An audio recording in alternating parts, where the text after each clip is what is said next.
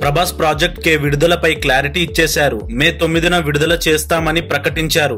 కానీ ఇప్పుడు ఎన్నికల షెడ్యూల్ వచ్చింది. 2 తెలుగు రాష్ట్రాల్లో మే 13న పోలింగ్ ఉంది. జూన్ 4న ఎన్నికల ఫలితాలు వస్తాయి. ఇలా ఎన్నికల హడావుడి ఉన్నప్పుడు ఈ చిత్రాన్ని అశ్వని దత్ విడుదల చేసేందుకు ఆలోచనలో పడిపోయాడు. అందుకే కల్కి వాయిదా పడుతుందనే వాదన మళ్లీ తెరపైకి వచ్చింది. మరి దీనిపై మేకర్లు క్లారిటీ ఇస్తారో లేదో చూడాలి. ప్రభాస్ ప్రాజెక్ట్ కే మాత్రం ఖచ్చితంగా పోస్ట్పోన్ అయ్యేలా ఉంది. ఇక అశ్వని దత్ అయితే తన ప్రియతమ నేత చంద్రబాబు నాయుడు అధికారంలోకి వస్తాడని భావిస్తాడు.